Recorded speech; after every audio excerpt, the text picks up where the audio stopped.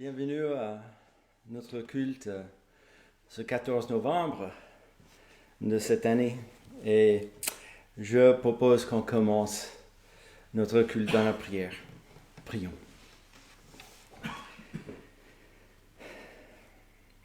Notre Dieu, notre Père Céleste, nous te louons, nous te bénissons pour ce privilège, effectivement, d'être ensemble pour être réunis en ton nom, t'adorer, chanter tes louanges, proclamer cette bonne nouvelle dans ce monde, partager ta parole, écouter ta parole et surtout d'être nourri par ta parole, encouragé et par ton esprit. Deviens nous aider, nous encourager spirituellement. Nous venons devant toi, toi qui es ce Dieu qui est souverain sur toutes choses, le créateur de toutes choses, celui qui est parfait et juste et saint, celui qui, dans toutes ses voies, sont justes, celui qui a posé les fondations de toutes choses, et celui qui est éternel, celui qui s'est révélé dans sa création, et celui qui, par grâce, donne cette moyenne pour ton créature de venir devant toi dans son état d'éloignement de toi. Tu as donné ce moyen de réconciliation avec toi pour ton créature qui a désobéi tous tes commandements. Nous venons à toi dans la louange et la reconnaissance en Jésus-Christ, celui que tu as donné pour faire cette œuvre nécessaire pour enlever nos péchés devant ta face. Et en Christ, nous venons à toi pour t'adorer. Tu es ce Dieu qui mérite toute louange et gloire. Et tu es ce Dieu qui révèle ton plan de salut dans ta parole et qui met en pratique ton dessein continuellement. Ce but qui est éternel, ce but que ta création puisse t'adorer et te donner gloire parfaitement. Et Seigneur, nous pouvons voir cette perspective-là, non par nos propres capacités. C'est toi qui es venu révéler ces choses à nous. Et donc, notre Dieu, pendant ces instants d'adoration, Seigneur, que tu viens en aide, que tu montres vraiment ta grâce et ta miséricorde et ta justice. Et nous reconnaissons que nous sommes des créatures faibles toujours. Et nous avons ce péché dans notre nature humaine qui veut toujours détourner notre attention à toi pour que ce soit centré sur nous. Seigneur, que tu nous aides à se focaliser sur ta bonté. Car tout ce que tu fais est bon. Seigneur, nous voulons penser à ton Église qui, comme nous ce matin, se réunit pour faire la même chose, qui sont fidèles à ta parole, qui vont rester sur ce message de ce salut, cet enlèvement de péché devant ta face en Jésus-Christ, par ce qu'il a fait. Et il n'y a pas d'autre chose à faire, à rajouter ou retrancher de cela. Mais, Seigneur, c'est toi qui nous justifie entièrement par cette œuvre de ton Fils. Donc, que tu sois avec ton Église qui proclame ce message ce matin et que ton esprit puisse venir dans les cœurs pour ceux qui entendent ce message et pour que ta volonté continue jour après jour à chercher les âmes qui ne te connaissent pas encore jusqu'au dernier. Et à ce moment-là, pour le retour de ton Fils, pour chercher tout ton peuple. C'est un bonheur d'être réunis ensemble et que ton Église partout sur cette terre aussi bénéficie de la joie de la communauté fraternelle en Jésus-Christ. Que ce soit des assemblées ici en France qui sont réunies au même temps que nous. Pour ceux dans les assemblées en Afrique, dans tous ces pays que nous avons les privilèges de connaître, des frères, des sœurs qui sont fidèles à ta parole, que ce soit en Angleterre, aux États-Unis, sur le continent d'Australie, même jusqu'à la Sibérie. Seigneur, que tu bénis ton Église et que tu leur donnes cette assurance que tu es à l'œuvre. Et pour ceux qui sont atteints de maladies physiques ou qui attendent prochainement une opération, Seigneur, nous demandons que tu sois avec eux, qu'ils se reposent sur ce qu'ils savent de Jésus-Christ, parce que c'est la vraie vie en lui. Seigneur, que si c'est ta volonté de guérir ces maladies, que tu aussi sois avec les médecins qui traitent ces maladies, et que toute cette situation pour chacun soit un témoignage de ta grâce dans leur vie et autour d'eux. Seigneur, nous pensons à ceux qui sont isolés, ceux qui n'ont pas d'assemblée locale, pour ceux qui sont connectés, pour être à l'écoute de ta parole avec nous. Seigneur, que tu les bénis aussi.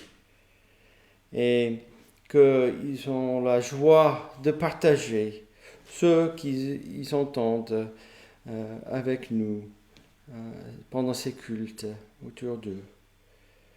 Seigneur, que bénis ces instants et que nous savons bien que chaque chose, chaque culte et chaque fois ta parole est annoncée, les choses que tu as prévues, tu les fais.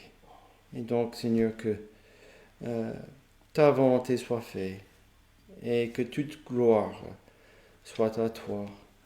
Et donc, nous demandons toutes ces choses dans le nom de Jésus-Christ, notre Sauveur. Amen. Bien, je vous invite à chanter dans votre recueil de cantiques, le numéro 344. Que ne puis-je, ô mon Dieu, Dieu de ma délivrance, remplir de ta louange, et la terre et les cieux, les prendre pour témoins de ma reconnaissance, et dire au monde entier combien je suis heureux. 344.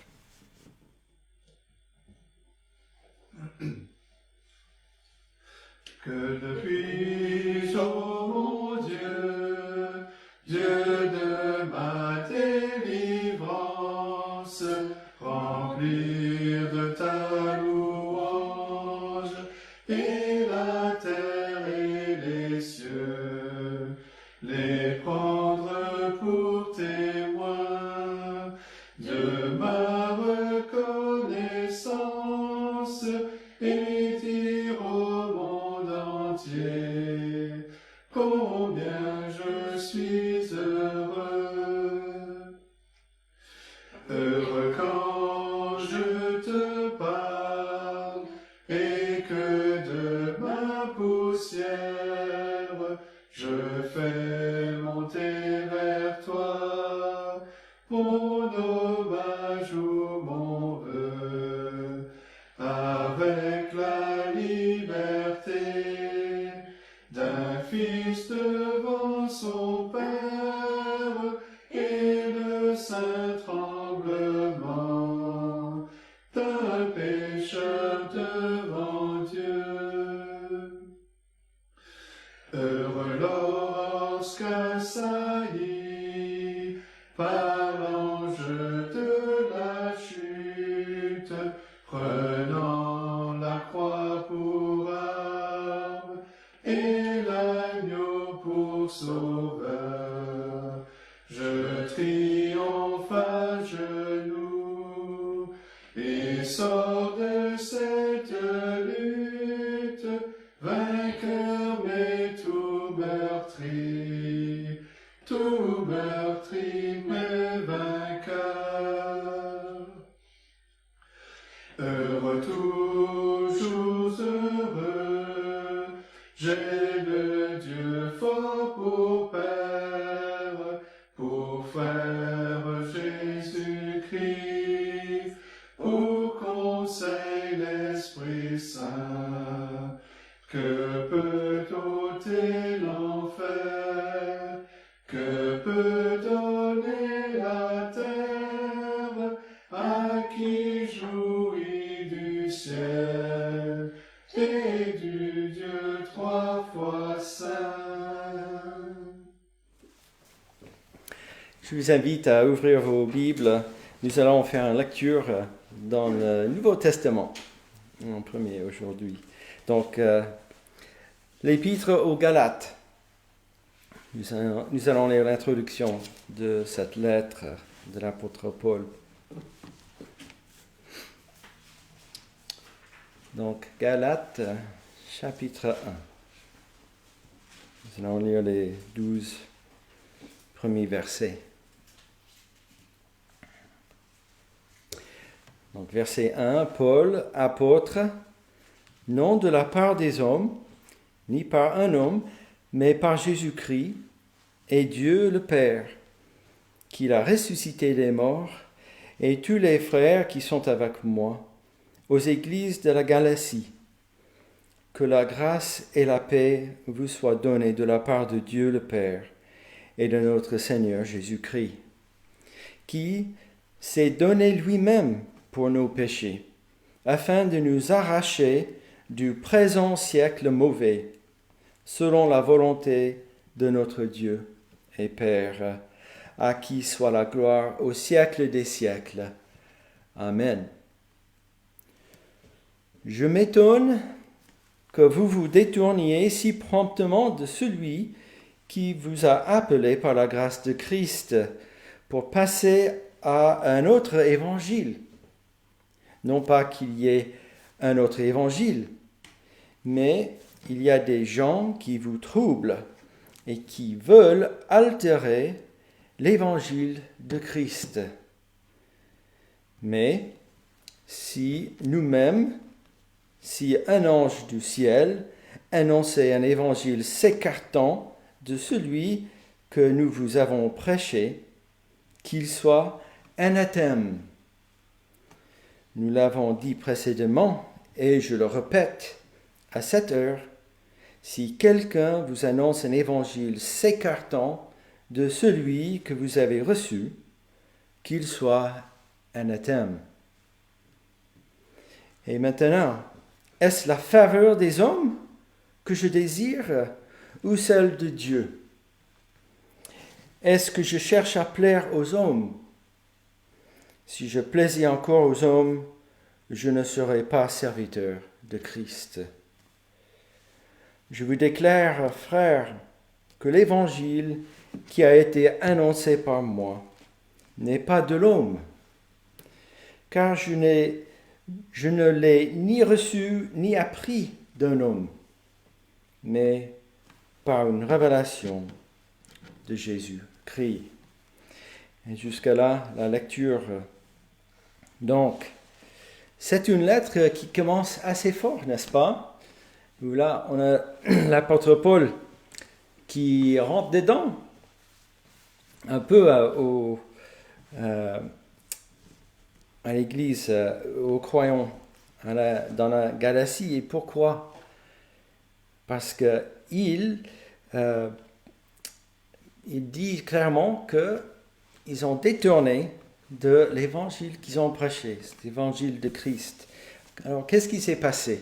Alors, si vous allez voir dans le chapitre 2, un petit peu vers verset 14, à la fin de verset 14 du chapitre 2, l'apôtre Paul il est en train de reprendre même Pierre, qui commençait à détourner de cet évangile. Et il dit, voyant qu'il ne marchait pas droit selon la vérité de l'évangile, je dis à Céphas, en présence de tous, si toi qui es juif, tu vis à la manière des païens et non à la manière des juifs, pourquoi forces-tu les païens à judaïser? Et voilà ce qui se passait. Et si vous avez des notes dans vos Bibles, en bas de la page, là, à judaïser, ça veut dire à observer les pratiques religieuses de la loi de Moïse. Donc, nous voyons ce qui se passait ici. Il y avait des croyants, des chrétiens d'arrière-plan juif, qui commençaient à dire oui, Jésus-Christ, et il faut suivre la loi de Moïse aussi pour être sauvé.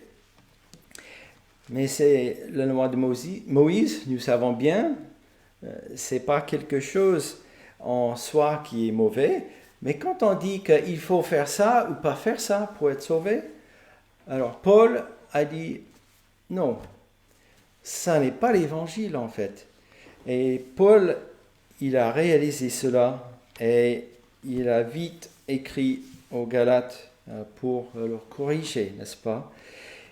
Et nous voyons bien, si on lit encore, on continue notre lecture, que Paul, ou en tant qu'avant sa conversion, Saul, qui défendait la loi de Moïse, qui persécutait, n'est-ce pas, des chrétiens, et il était un homme violent, n'est-ce pas, en persécutant l'Église. Mais après sa conversion, et qu'il avait vu cet évangile, ce salut en Jésus-Christ, eh bien, il ne cherchait pas le conflit, mais quand il a vu Pierre, ce qu'il faisait, s'est mis avec les Juifs, et quand il voyait ce que les Juifs disaient à ces croyants qu'ils devraient faire, eh bien, il dit même 2 fois, très fort, qu'il soit anathème. Maudit, n'est-ce pas? C'est des mots très, très forts ici. Donc Paul a réalisé que dès que on ajoute quelque chose à cet évangile, à cette œuvre, la personne et l'œuvre de Jésus-Christ pour l'enlèvement des péchés, eh bien, on écarte, c'est pas du tout l'évangile. Ça met avec toutes les autres religions où l'homme est au centre et que l'homme doit faire quelque chose pour gagner le faveur de Dieu, n'est-ce pas? Et donc, c'est une chose non négociable, vraiment. Et qu'est-ce qu'il dit? Je plais aux hommes ou je plais à Dieu? Et il cherche à plaire à Dieu. Et donc voilà le début de cette lettre qui est très fort et que nous puissions aussi rappeler de ça. Et il dit en dernier, cet évangile est révélé par Jésus-Christ. Et c'est cela, n'est-ce pas? C'est pas par la chair ou par un homme, des choses qui se révèlent cette justice donnée entièrement par ce que Jésus-Christ a fait. Et nous l'avons sa justice par la foi. C'est tout. Et sur un autre perso,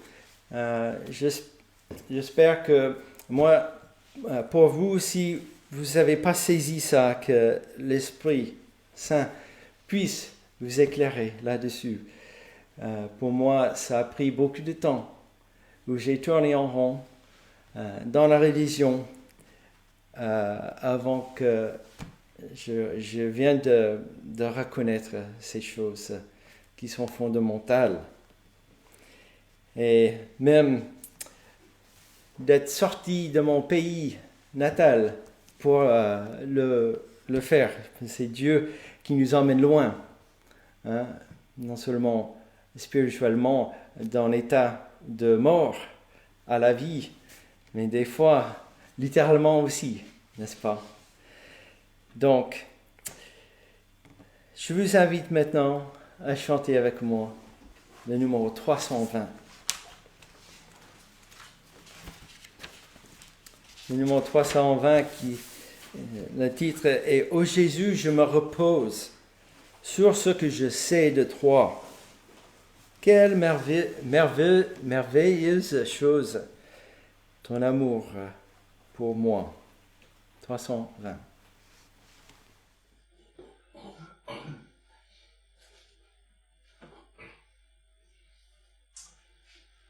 Ô Jésus, je me repose sur ce que je sais de toi. Quelle merveilleuse chose ton amour pour moi. Par moi tu t'es fait connaître et ta divine bonté a transformé tout mon être pour l'éternité. Ô Jésus, je me repose sur ce que je sais de toi. Quelle merveilleuse chose tu mourus pour moi. De ta croix qui me révèle l'amour qui ne peut périr, jaillit l'eau toujours nouvelle qui ne peut tarir. Ô grâce au flot salutaire que sur tes bords désormais mon âme se désaltère de joie et de paix. Ô Jésus, je me repose sur ce que je sais de toi. Quelle merveilleuse chose tu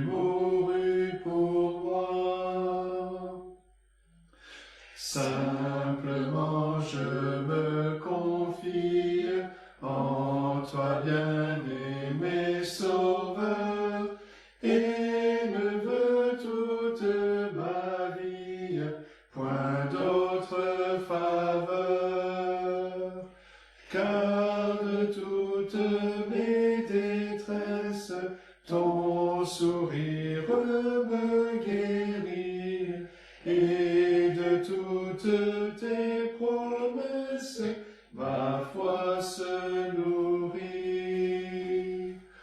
Ô Jésus, je me repose sur ce que je sais de toi. Quelle merveilleuse chose, tu mourus pour moi. Je veux te rester fidèle, pour toi vivre et travailler, avec toi parfait modèle, veiller et prier. Ô Christ, image du Père, brille toujours à mes yeux, jusqu'à ce que de la terre je m'envole aux cieux. Ô Jésus, je me repose sur ce que je sais de toi. Quelle merveilleuse chose, tu mourus pour moi. Et je vous invite à tourner dans l'Ancien Testament maintenant pour lire encore un passage dans l'Ecclésiaste. L'Ecclésiaste. Et rappelez-vous, il y a 2 phrases dans ce livre. Tout ce qui se fait sous le soleil et tout ce qui se fait sous les cieux. Et bien sûr, sous le soleil veut dire toute cette vie de l'être humain terrestre, le travail pour vivre et même tous les plaisirs. Si nous n'avons pas cette union, cette relation avec ce Dieu créateur, ce Dieu aussi rédempteur, que finalement toutes ces choses sont bien futiles, vanité, des vanités. Et nous avons aussi l'autre côté, sous les cieux, qui est cette perspective de Dieu, et qu'il se révèle à ses créatures dans sa grâce, comment il opère, comment il fait toutes choses. Je ne sais pas si vous avez remarqué dans le premier chapitre, au verset 11, je pense, que l'Ecclésiaste qui parlait de cette vie sous le soleil, qui disait à l'époque où il écrit ces choses, il dit que on ne se souvient pas de ce qui est ancien, et ce qui arrive dans la suite ne laissera pas de souvenir chez eux qui vivront plus tard. Je remonte aussi à verset 10. S'il y a une chose dont on dise « Vois ceci, c'est nouveau », cette chose existait déjà dans les siècles qui nous ont précédés. Donc l'Ecclésiaste qui écrit ça, il pense peut-être des milliers d'années avant lui, ce temps des patriarches et d'Abraham. Et nous, qui sommes un peu de 3000 ans après l'Ecclésiaste, nous le voyons lui écrit ceci sur le temps ancien. Nous ne voyons pas des choses qui ont changé, n'est-ce pas, sous le soleil. Mais nous allons lire chapitre 3, la première partie de chapitre 3, qui parle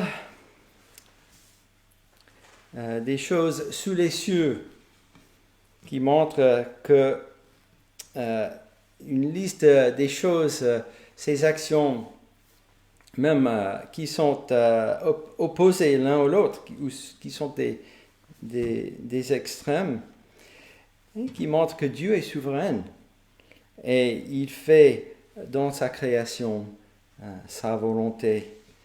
Donc, je pense aussi à ce que nous avons parlé le mercredi soir dans Matthieu chapitre 16, ces verbes liés et déliés qui sont opposés. Eh bien, nous avons cette notion ici. Donc, lisons à partir du verset 1 du chapitre 3 de l'Ecclésiaste. Il y a un temps pour tout, un temps pour toutes choses sous les cieux, un temps pour naître et un temps pour mourir, un temps pour planter et un temps pour arracher ce qui a été planté, un temps pour tuer et un temps pour guérir, un temps pour abattre et un temps pour bâtir, un temps pour pleurer et un temps pour rire, un temps pour se lamenter et un temps pour danser, un temps pour lancer des pierres et un temps pour ramasser des pierres, un temps pour embrasser et un temps pour s'éloigner des embrassements, un temps pour chercher et un temps pour perdre, un temps pour garder et un temps pour jeter, un temps pour déchirer et un temps pour coudre, un temps pour se taire et un temps pour parler, un temps pour aimer et un temps pour haïr, un temps pour la guerre et un temps pour la paix. Quel avantage celui qui travaille retire-t-il de sa peine? J'ai vu à quelle occupation Dieu soumet les fils de l'homme. Il fait toutes choses belles en son temps. Même, il a mis dans leur cœur la pensée de l'éternité, bien que l'homme ne puisse pas saisir l'œuvre que Dieu fait du commencement jusqu'à la fin. J'ai reconnu qu'il n'y a de bonheur pour eux que à se réjouir et à se donner du bien-être pendant leur vie. Mais si un homme mange, boit et jouit du bien-être au milieu de tout son travail, c'est là un don de Dieu. J'ai reconnu que tout ce que Dieu fait durera toujours, qu'il n'y a rien à y ajouter et rien à en retrancher, et que Dieu agit ainsi afin qu'on le craigne. Ce qui a déjà été et ce qui sera a déjà été, et Dieu ramène ce qui est passé. Et quand je lis dans le Nouveau Testament, par exemple, ce que nous avons lu en Galates, et aussi je suis renvoyé à l'Ancien Testament et puis au Nouveau Testament et ainsi de suite. Ce qui me fait ressortir le plus, c'est le verset 11, où on dit qu'il fait toutes choses belles en son temps. Même il a mis le cœur de la pensée de l'éternité, bien que l'homme ne puisse pas saisir l'œuvre que Dieu fait. Alors quand venons et demandons que Dieu révèle dans le cœur de l'homme ce qu'il fait. Et verset 14, l'Ecclésiaste dit que j'ai reconnu que tout ce que Dieu fait durera toujours. Il n'y a rien à ajouter et rien à en retrancher. Et voilà cette chose importante de l'évangile de Christ, n'est-ce pas? Donc que Dieu nous aide à remuer ces choses, nous préparer d'écouter sa voix pendant la prédication. Et je vous invite à courber encore une fois dans la prière. Notre Dieu, nous te demandons que tu te révèles par ton esprit dans ces cœurs qui t'écoutent. Nous demandons que tu sois avec ton serviteur qui aussi présente l'Évangile et qui explique ta parole. Seigneur, que tu lui donnes l'onction de ton esprit et que tu puisses l'aider à s'articuler et aussi de toute distraction physique ou de douleur, Seigneur. Nous pensons à un autre frère qui a subi ce petit traitement il y a quelques jours. Seigneur, donne ses yeux à bien voir et aussi de nous aider à voir ton œuvre dans ta parole. Nous demandons ces choses en Jésus-Christ. Amen. Donc chantons un dernier cantique avant la prédication. C'est le numéro 232.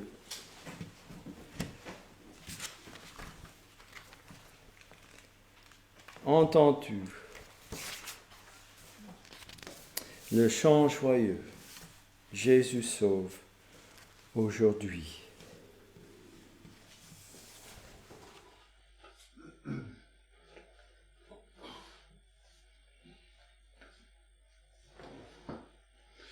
Entends-tu le chant joyeux, Jésus sauve aujourd'hui. Il retentit dans tout lieu, Jésus sauve aujourd'hui. C'est un cri de délivrance, un cantique d'espérance, qui remplit l'espace immense, Jésus sauve aujourd'hui. Partout élève la voix, Jésus sauve aujourd'hui. Vaillant héros de la croix, Jésus sauve aujourd'hui. À Paris, Jésus t'appelle, répand au loin la nouvelle. En connais-tu une plus belle, Jésus sauve aujourd'hui.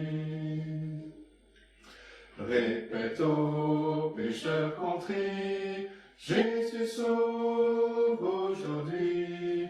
Ceux que le mal a servi, Jésus sauve aujourd'hui.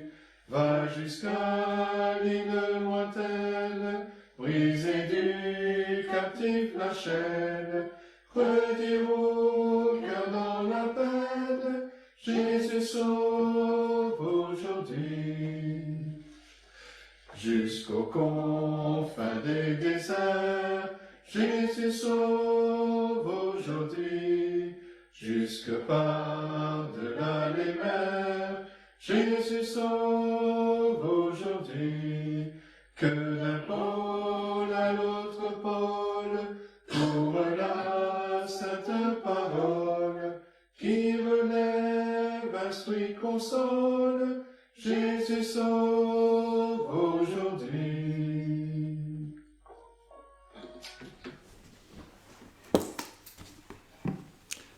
Bien, nous allons aller une fois encore dans la Genèse. Nous sommes au chapitre 25 et nous lirons les versets 21 à 34. Ce matin, nous voyons deux nations. Donc Genèse, chapitre 25, et nous commençons la lecture au verset 21. Isaac implora l'Éternel pour sa femme, car elle était stérile. Et l'Éternel l'exauça. Rebecca, sa femme, devint enceinte. Les enfants se heurtaient dans son sein, et elle dit, « S'il en est ainsi, pourquoi suis-je enceinte ?» Elle alla consulter l'Éternel. Et l'Éternel lui dit, « 2 nations sont dans ton ventre, et 2 peuples se sépareront au sortir de tes entrailles. Un de ces peuples sera plus fort que l'autre, et le plus grand sera assujetti au plus petit. » Les jours où elle devait accoucher s'accomplirent, et voici, il y avait 2 jumeaux dans son ventre. Le premier sortit, entièrement roux, comme un manteau de poil, et on lui donna le nom d'Ésaü. Ensuite sortit son frère, dont la main tenait le talon d'Ésaü, et on lui donna le nom de Jacob. Isaac était âgé de 60 ans lorsqu'ils naquirent. Ses enfants grandirent. Ésaü devint un habile chasseur, un homme des champs. Mais Jacob fut un homme tranquille, qui restait sous les tentes. Isaac aimait Ésaü parce qu'il mangeait du gibier, et Rebecca aimait Jacob. Comme Jacob faisait cuire un potage, Ésaü revint des champs, accablé de fatigue. Et Ésaü dit à Jacob, « Laisse-moi, je te prie, manger de ce roux-là, car je suis fatigué. » C'est pour cela qu'on a donné à Ésaü le nom d'Édom. Et Jacob dit, « Vends-moi aujourd'hui ton droit d'aînesse. » Ésaü répondit, « Voici, je m'en vais mourir. À quoi me sert ce droit d'aînesse ?» Et Jacob dit, « Jure-le-moi d'abord. » Et il le lui jura. Et il vendit son droit d'aînesse à Jacob. Alors Jacob donna à Ésaü du pain et du potage de lentilles. Il mangea et but, puis se leva et s'en alla. C'est ainsi qu'Ésaü méprisa le droit d'aînesse. Et c'est la parole de Dieu. Nous revenons donc un peu en arrière dans notre étude. Vous vous rappellerez que la semaine dernière, nous avons regardé partie du chapitre 26. On vient un peu en arrière, mais il est utile de préciser que les événements de notre passage, que tout comme ceux de notre prochain message, la semaine prochaine, Dieu voulant, chapitre 27, se produisent pour la plupart pendant la période où Isaac, homme de foi, séjourne à Guérar et est occupé à creuser des puits et à trouver où résider en Canaan. Ce que nous avons vu la dernière fois. C'est pendant cette période-là ou juste après que se déroule ce que nous voyons aujourd'hui. C'est important de souligner cela. Tant aujourd'hui que la prochaine fois, la prochaine étude que nous aurons, notre étude concerne la fresque de l'alliance de la grâce dans la lignée d'Abraham. Vous allez voir qu'on va répéter cela sans arrêt, mais c'est important. Nous ne nous arrêtons donc pas sur tous les détails. Pour cela, il y a des commentaires qui vont s'arrêter à chaque mot ou chaque tournure de phrase. On ne va pas faire ça. On est en train de contempler la grande fresque alors qu'elle passe par ce passage-là. Une autre précision. Nos prochaines études nous conduisent à examiner ce qui se passe dans le tumulte d'une vie de famille. Pour cette raison, il est courant de s'attarder sur des considérations psychologiques et sociétales, comme par exemple la dimension néfaste pour les parents de faire montre de favoritisme à l'égard de leurs enfants. On va nous dire comme quoi c'est vraiment quelque chose de néfaste, que ça va engendrer des tensions dans la famille et toutes sortes de choses comme ça. Ça, c'est ce qu'on entend assez souvent quand on aborde des passages comme celui-ci. Or, même si ces considérations ne sont pas fausses, elles ne nous retiendront pas indûment aujourd'hui ni la semaine prochaine, parce qu'elles ne sont pas le sujet de nos passages. Nous examinons un texte qui parle de l'Évangile. Et la famille que nous étudions n'est pas n'importe quelle famille. Aujourd'hui, on parle beaucoup des familles dysfonctionnelles. Et alors, on passe beaucoup de temps sur Isaac et puis ensuite Jacob, n'est-ce pas? Alors la question que je me pose, est-ce qu'il y a des familles fonctionnelles? Donc, ça n'est pas vraiment notre propos ici. Ici, nous étudions une famille qui n'est pas n'importe quelle famille. Et c'est dans cette dimension que nous sommes intéressés. Nous nous concentrerons donc sur ce qui a trait à l'alliance. Alliance selon laquelle le Messie viendra un jour briser le pouvoir du péché et libérer son peuple. Et depuis la promesse qui a été précisée à Abraham, ce Messie viendra par l'entremise de 7 lignées, Abraham, Isaac, puis Jacob, et ainsi de suite. Donc il nous faut préciser ces choses-là. Si vous voulez savoir un peu plus sur comment conduire votre famille et tout ça, la meilleure chose, c'est l'expérience et les erreurs. Non pas qu'on soit obligé de commettre des erreurs, n'est-ce pas? Mais on les commet.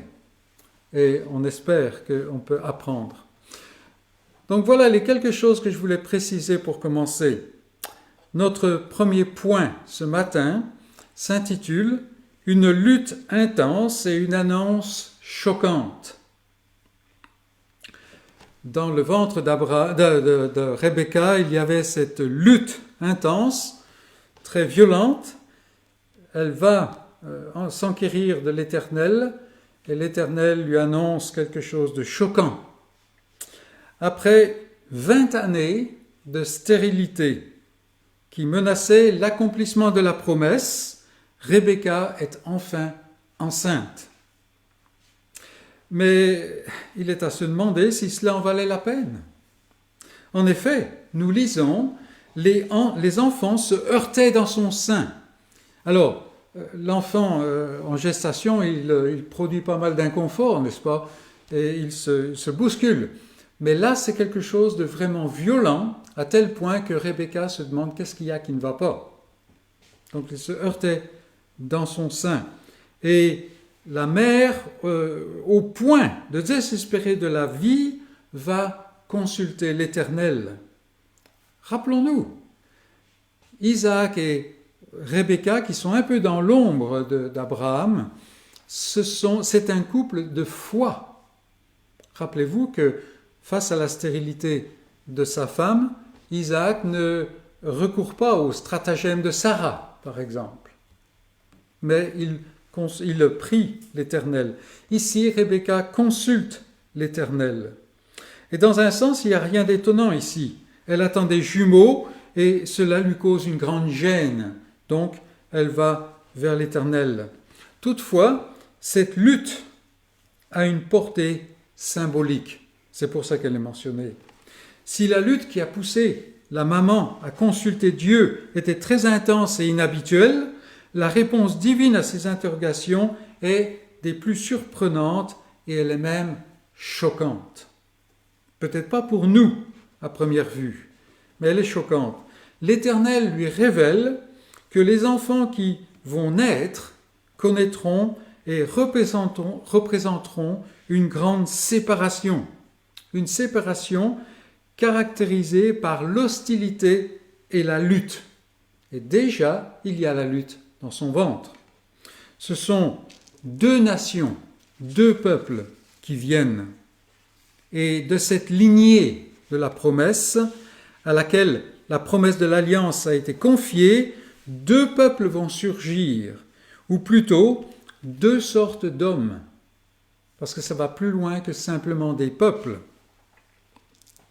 Et la lutte qui déjà se déroule dans le ventre de Rebecca est emblématique d'une hostilité et d'une irréconciliabilité, ça c'est un mot, fondamentale de cette hostilité, de ce fait qu'il ne peut pas y avoir de réconciliation.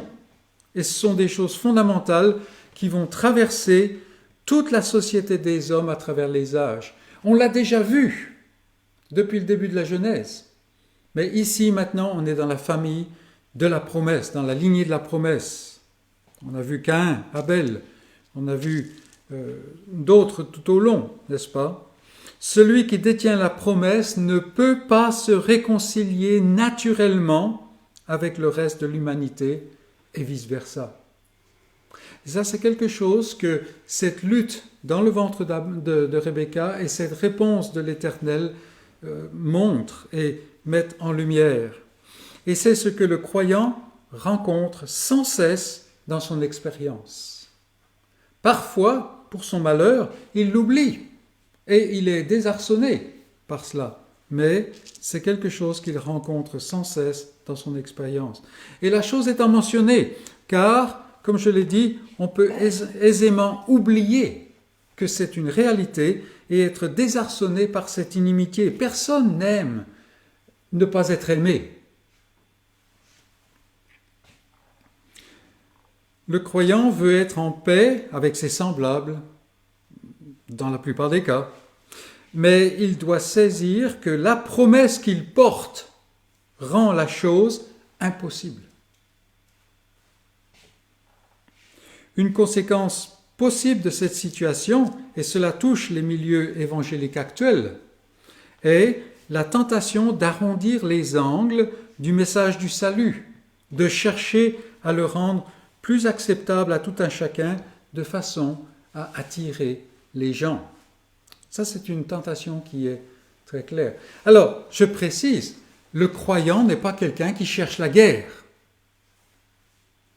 Mais il ne peut pas être en paix naturellement avec ses semblables à cause de la promesse qu'il porte. C'est quelque chose qui est naturel, qui est en lui, qui est inné, selon la promesse. Si la conception d'arrondir les angles, de chercher à rendre le message plus compréhensible ou plus acceptable, si cette conception est parfois sincère, elle est toujours erronée. C'est une erreur. Elle ne tient pas compte de ce que Dieu dit dans d'autres passages. Il y a une lutte fondamentale entre la voie de la promesse et la voie du monde. Et cette lutte est présente déjà dans le ventre de Rebecca. Ceci nous amène à nous pencher sur la suite de l'annonce que Dieu fait à cette femme. Cette annonce qui est choquante, n'est-ce pas? Voilà 2 nations, 2 peuples qui vont sortir de toi. Et notre deuxième point, c'est ce qu'il dit ensuite. Le plus grand et le plus petit. Nous avons ici plus qu'une annonce historique. C'est plus que simplement le fait que voici ce qui va se passer. L'Éternel déclare en fait que le plus jeune a été préféré pour porter la promesse de l'alliance. C'est en fait ce que ça veut dire. Au mépris de toutes les conventions de l'époque et de beaucoup de conventions depuis, Dieu choisit le plus jeune pour continuer la lignée de la promesse qui produira ultimement le Messie promis, l'envoyé de Dieu, celui qui va accomplir le salut. Normalement, parmi les hommes, on passe par l'aîné. Dieu passe par le plus jeune. Pourquoi agit-il ainsi? Voilà la question. Une chose est sûre, ce n'est pas par caprice. Ce n'est pas pour rendre les choses difficiles, pour créer l'animosité, l'inimitié. Pas du tout. En fait, Dieu révèle une fois de plus que son dessein de grâce est précisément par grâce. Il s'affranchit de tout ce qui vient de l'homme, que ce soit les conventions, les coutumes, les efforts, les qualités ou le manque de qualité, il s'affranchit de cela et il fait ce qu'il veut. Ici, comme Paul le souligne, les enfants n'étaient pas encore nés et donc ils n'avaient fait ni bien ni mal. Alors pourquoi? Pourquoi agir ainsi de la part de Dieu? Paul poursuit pour expliquer. C'est afin que le dessein d'élection de Dieu subsiste sans dépendre des œuvres et par la seule volonté de celui qui appelle. Dieu agit ainsi, Dieu décide de confier à Jacob le droit d'aînesse, qui ne devait pas lui revenir, pas selon les hommes. Il décide de faire cela pour manifester qu'il est souverain et que c'est lui qui décide toute chose. Il n'est pas l'obligé de quiconque. Et nous avons donc ici la grande réponse finale et frustrante à la grande question de l'homme face au dessein souverain de Dieu. C'est par une grâce souveraine et libre que Dieu agit. Il fait ce qu'il veut, dit Daniel, et il n'y a personne qui puisse lui dire « Que fais-tu ? Donne-nous des comptes !» En fait, ce n'est pas Daniel qui dit ça, c'est le roi païen. Mais c'est une vérité. Il n'y a personne qui peut demander des comptes à Dieu. Et c'est ce que nous voyons ici. C'est par une grâce souveraine et libre qu'il agit. Il fait ce qu'il veut sans avoir à rendre de compte de ses actions. Il est souverain et il agit par grâce. Ça, ce sont deux pôles qu'on ne peut pas bouger. C'est-à-dire que ses choix et ses dons n'ont absolument rien à voir avec ce qui vient de l'homme. Les enfants, ici, ne sont pas encore nés. Et déjà, les choses sont arrêtées. Ils n'ont fait ni bien ni mal. Et quand on va étudier un peu plus Ésaü et Jacob, on ne parle même pas de bien. Le plus grand sera assujetti au plus petit. C'est-à-dire que le plus jeune est celui qui va poursuivre la lignée. Et si le plus grand veut entrer dans la lignée, il doit passer par le plus jeune. C'est une réponse choquante, n'est-ce pas, de la part de Dieu. Il est vrai que cette vérité suscite toujours l'incompréhension dans le cœur de l'homme. Et souvent, elle produit l'hostilité. Pourquoi est-ce que Dieu agit ainsi ? En effet, toutes les relations parmi les hommes se basent sur le mérite, d'une manière ou d'une autre. Et aujourd'hui, on parle beaucoup d'amour, mais l'amour du monde se base sur le mérite et sur ce qu'on peut tirer de cela, ce qui est en fait le contraire de l'amour. Toutes les relations se basent sur le mérite, mais Dieu agit différemment. Et l'expression jaillit du cœur, ce n'est pas juste. Le cœur de l'homme crie cela tout de suite, automatiquement. Ce n'est pas juste. Eh bien, effectivement, d'un certain côté, on peut dire ce n'est pas juste, mais surtout, ce n'est pas injuste. C'est par grâce. C'est-à-dire que ça n'a rien à voir avec ce qu'on peut apporter. Il est temps de dépoussiérer la grâce de tout ce que l'homme y a accumulé. Aujourd'hui, beaucoup de gens parlent de grâce, mais c'est une grâce qui n'est pas par grâce. C'est une grâce qui mérite d'être grâce, ce qui détruit en fait l'idée même. Mais il nous faut aborder une chose que Paul tire de ce passage. Pas simplement Paul d'ailleurs, Malachie aussi. Et c'est quelque chose qui plonge beaucoup de croyants authentiques, dans la perplexité et parfois dans la gêne. Et c'est notre troisième point, que j'intitule « J'ai aimé Jacob et j'ai haï Ésaü ». Alors, ce texte-là n'appartient pas à notre passage, mais il vient de notre passage. C'est en parlant de cet épisode que Malachie le mentionne, et c'est en citant Malachie que Paul développe la vérité.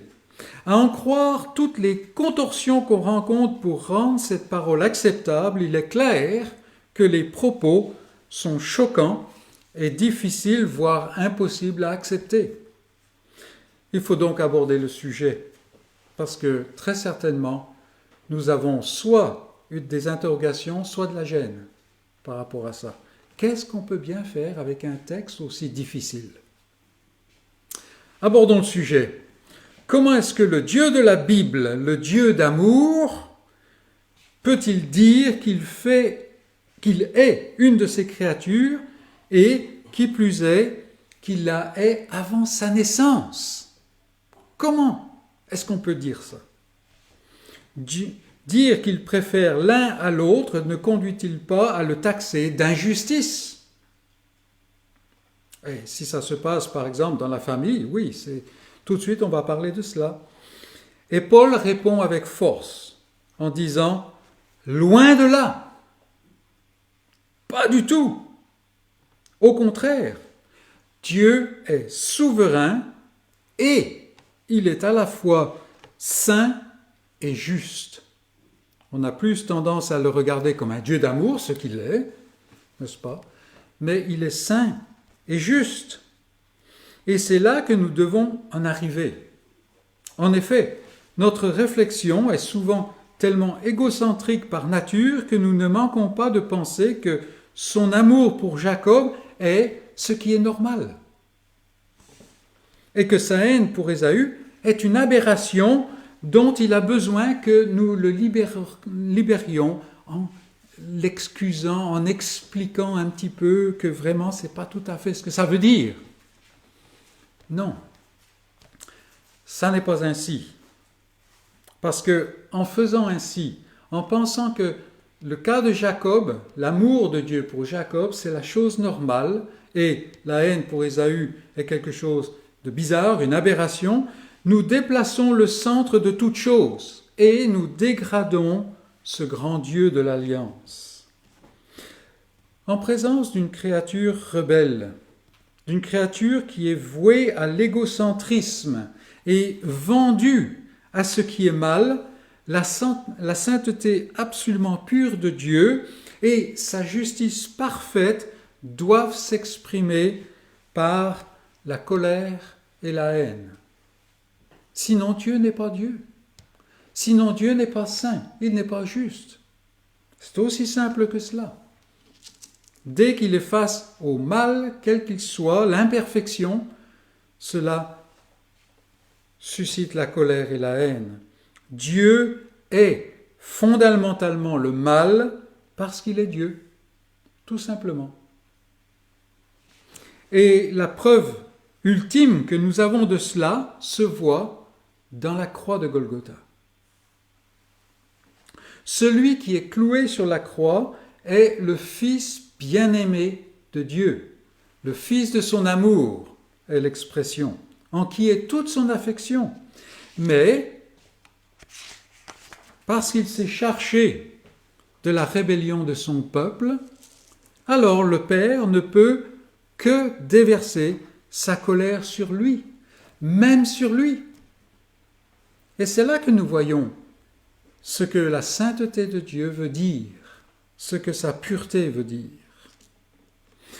Donc ce n'est pas tant la haine de Dieu pour Ésaü qui doit nous poser problème, mais plutôt le fait qu'il ne hait pas Jacob de la même manière.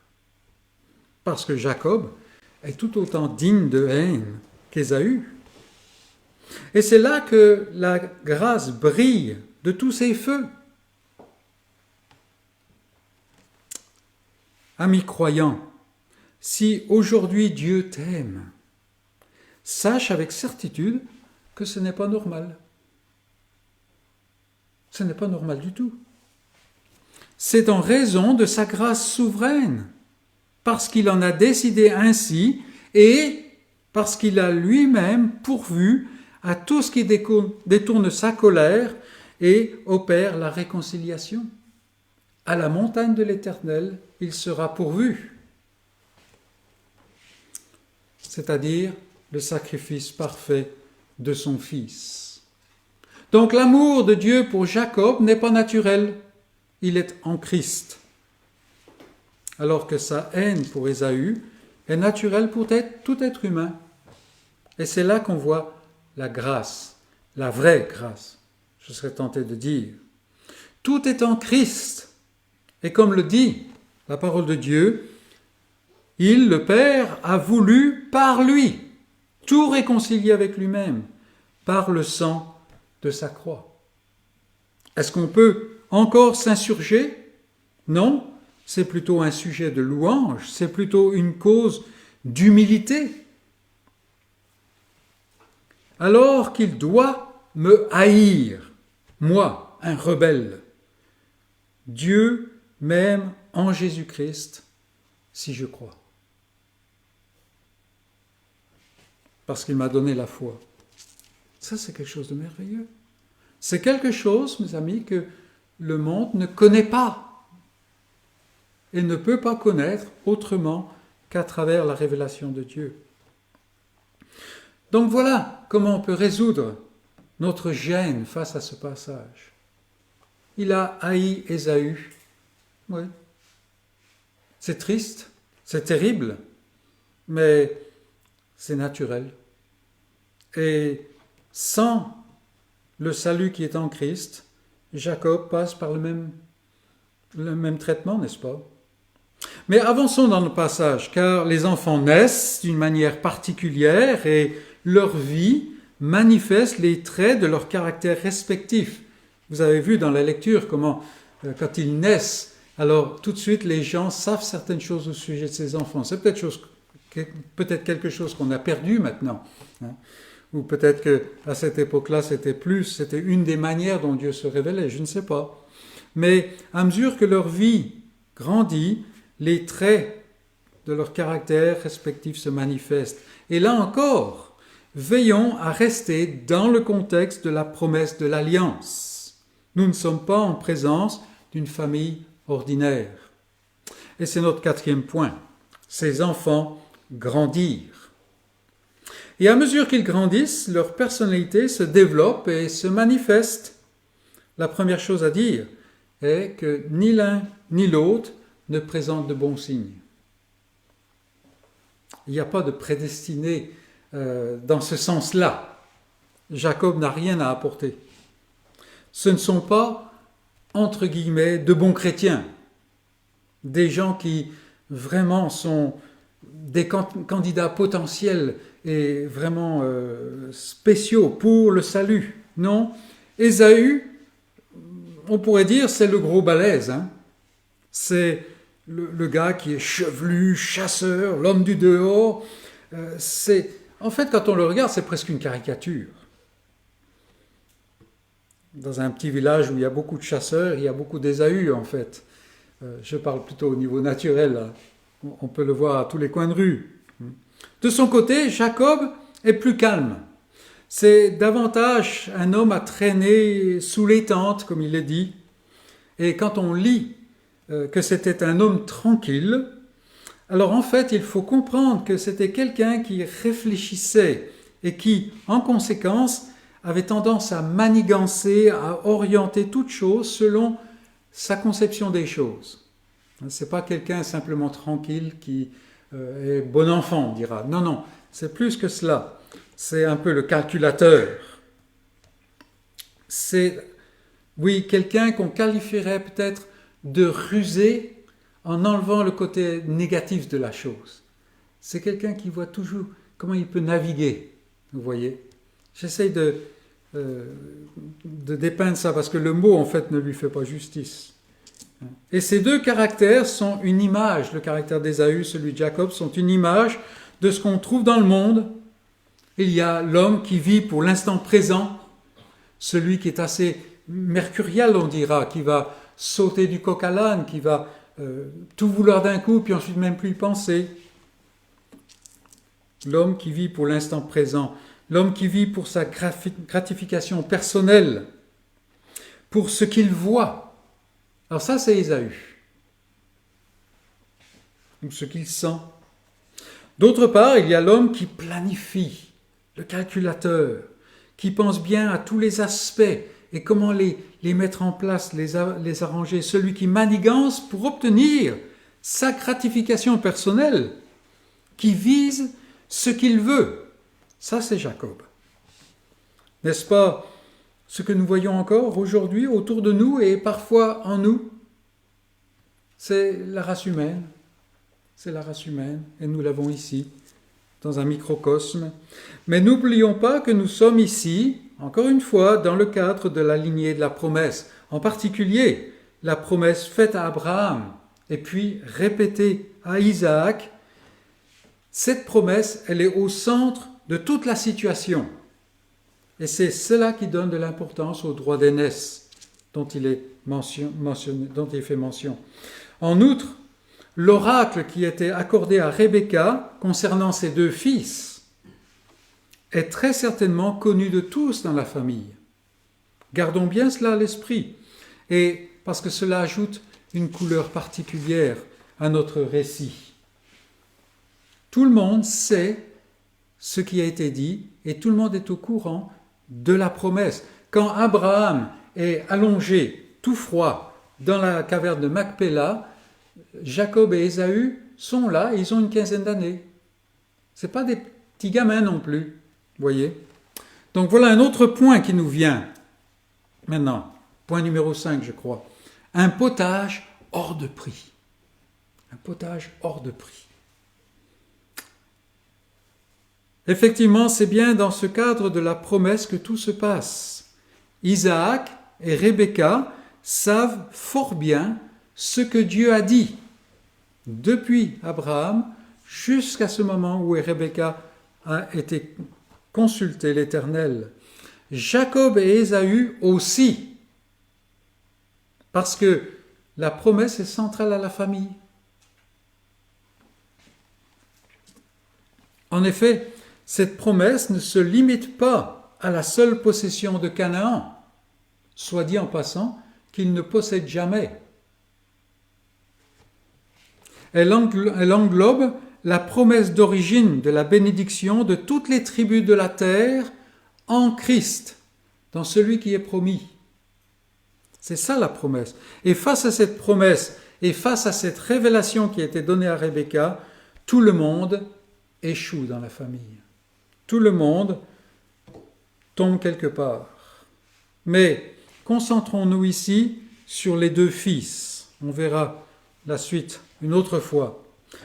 La promesse est l'indication de la voie que Dieu va prendre pour accomplir la promesse en la confiant aux plus jeunes. Ces choses-là, en fait, exacerbent les traits de la nature des 2 fils. Là, on voit vraiment encore plus en lumière qui ils sont, grâce à cette promesse. Jacob, selon son nom, le supplanteur, le calculateur, celui qui se saisit des occasions, a continué à manigancer pour se saisir de ce qui lui était promis. Là encore, c'est un aspect qu'il ne faut pas oublier. La chose lui est promise, mais il s'arrange pour tout faire pour s'en saisir. Par cela, il montre qu'il ne saisit pas la dimension spirituelle de la promesse, parce que c'est la promesse de Dieu, mais pour lui, c'est simplement une promesse. S'il lui donne une certaine valeur, ce n'est que dans un sens terrestre, afin d'être le premier. Et il met toutes ses capacités tordues par le péché en jeu pour se saisir de ce que Dieu a promis. Et c'est à grands coups pour lui et pour la famille, comme nous le verrons par la suite. Ça, c'est Jacob. Ésaü, pour sa part, il ne vit que pour l'instant présent, pour sa gratification personnelle du moment. C'est quelqu'un qui, comme je l'ai dit, passe du coq à l'âne. La minute suivante, il ne se rappelle même plus de ce qui s'est passé. C'est un homme très moderne. On le rencontre sans arrêt. Il est très moderne et il est très profane. Et c'est ainsi que la parole de Dieu le qualifie dans le Nouveau Testament. Bien que sachant fort bien l'énorme valeur de l'alliance de grâce, de l'alliance de Dieu, c'est-à-dire que une bénédiction va venir et toucher toutes les nations de la terre. Bien que sachant cette grande valeur, il méprise tout cela pour un potage. Et pour un potage qui, selon le texte, qu'il va avaler de manière goulue, sans même y réfléchir, sans même y goûter, avant de ressortir pour vaquer à d'autres occupations. Il ne goûte pas. Ce n'est pas un gourmet, hein, Ésaü. C'est, comme je dis, le gros balèze, le gars qui est taillé à la hache, on dirait. Il veut absolument de ce potage parce que sinon il va mourir, mais il le goûte à peine et il est ressorti. Et combien nous voyons cela autour de nous dans le monde? Sans cesse, il faut passer d'une chose nouvelle à une autre chose nouvelle. Combien nous voyons cela autour de nous dans la chrétienté? Il faut toujours passer à quelque chose de nouveau. Et combien souvent nous voyons cela aussi en nous-mêmes? Est-ce que nous ne passons pas d'une interrogation à une autre? On est rempli d'interrogations. Par la suite, Ésaü n'a pas pu revenir à la bénédiction. Et là, si on lit dans la lettre aux Hébreux, il l'a désiré avec grandes larmes. Il pleurait intensément. Mais il n'a pas pu revenir à la bénédiction. Pourquoi? Même qu'il la demande avec larmes, il n'a pas pu l'obtenir. Pourquoi cela? Dieu est-il si dur qu'une fois que c'est fini, c'est vraiment fini? Est-ce que sa promesse pour toutes les nations ne tient pas? Non. Le problème ne vient pas de Dieu. Le problème vient d'Ésaü.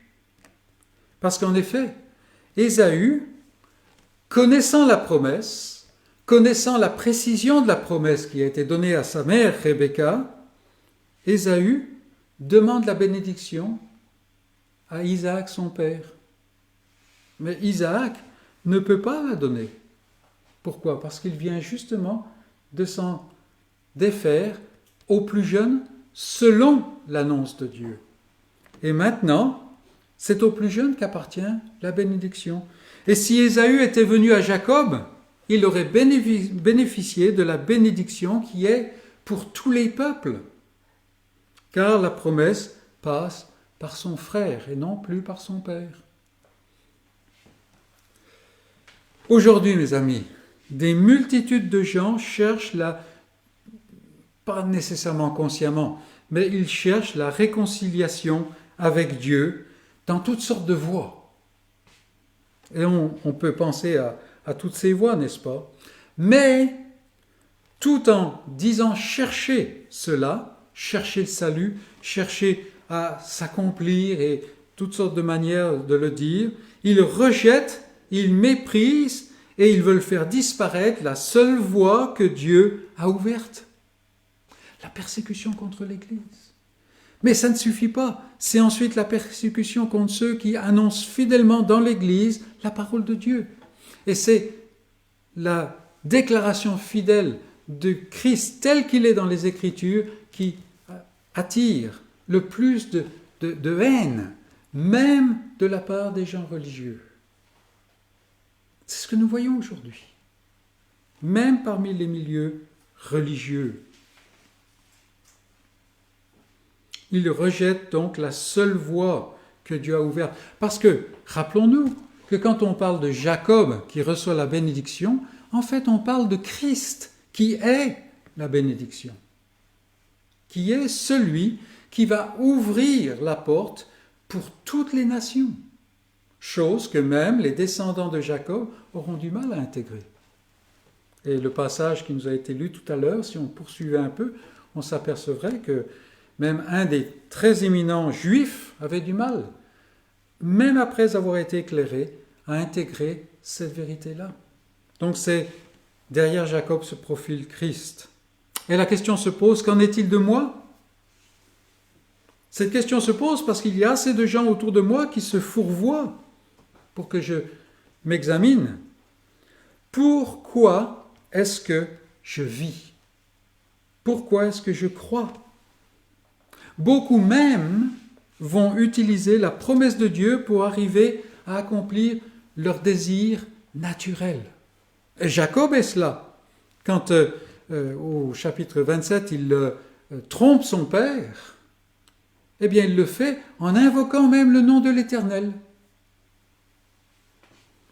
Vraiment, Jacob n'a pas gagné la bénédiction par ses qualifications. Il était tout aussi disqualifié qu'Ésaü. C'est la grâce. C'est la grâce.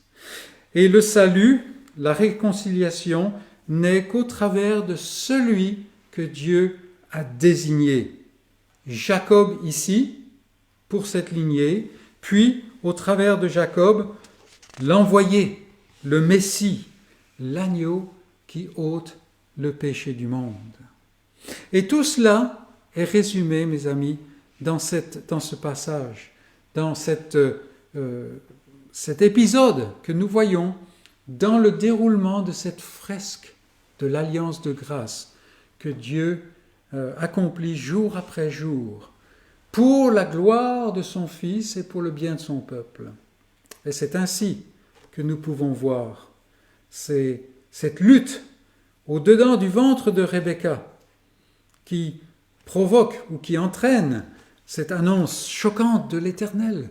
Je vais m'affranchir de tout ce qui vient des hommes et je vais agir à travers le plus jeune. Chose qu'il a déjà faite. Mais là, c'est particulier parce que, en fait, ce sont deux jumeaux. C'est même pas Isaac et Ismaël, c'est plus intime que cela. Et Dieu fait continuellement cela. Et aujourd'hui encore, l'annonce de l'Évangile, c'est quoi? Il y a deux nations, deux peuples.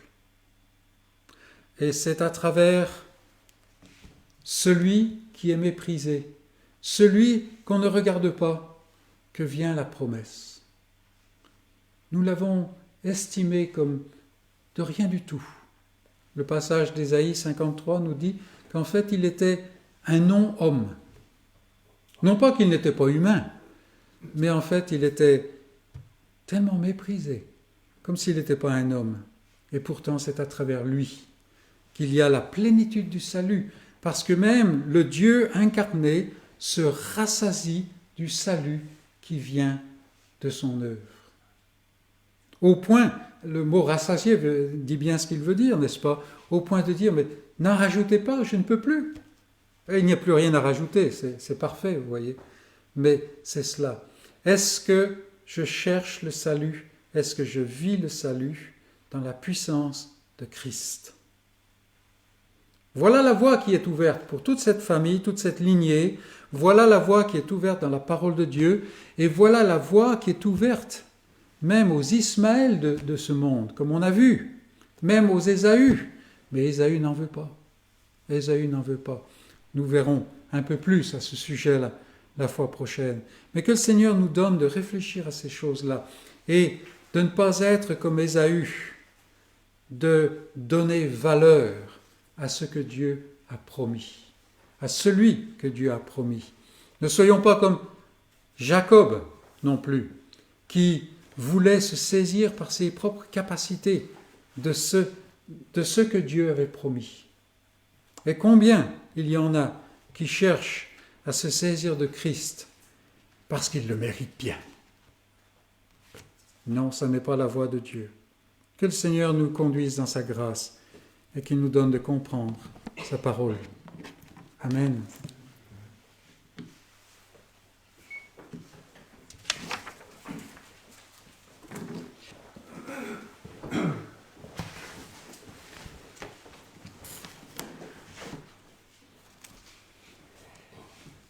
Je vous invite à chanter numéro 391.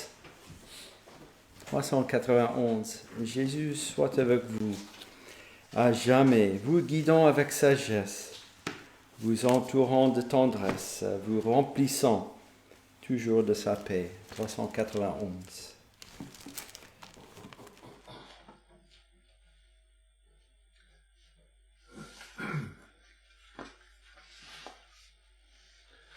Jésus soit avec vous à jamais, vous guidant avec sagesse, vous entourant de tendresse, vous remplissant toujours de sa paix. Ô joyeuse et sainte espérance, pour tous ceux qui s'aiment en Jésus, nous ouvrons en sa présence, quand la mort, le deuil ne seront plus. Avec vous au milieu du danger, à l'heure de ta détresse, qu'il soit votre forteresse, qu'il soit toujours votre bon berger. Ô joyeuse et sainte espérance, pour tous ceux qui s'aiment en Jésus, nous nous verrons en sa présence, quand la mort, le deuil ne seront plus. Avec vous quand votre ciel est bleu, comme au jour de la tempête, que son cœur soit la retraite, où vous trouverez la paix de Dieu. Ô joyeuse et sainte espérance, pour tous ceux qui s'aiment en Jésus, nous nous verrons en sa présence, quand la mort, le deuil ne seront plus. Enfin, dans le dernier des combats, pour échanger cette terre contre la maison du Père, que Jésus vous porte dans ses bras. Ô joyeuse et sainte espérance, pour tous ceux qui s'aiment en Jésus, nous nous verrons en sa présence, quand la mort, le deuil ne seront plus.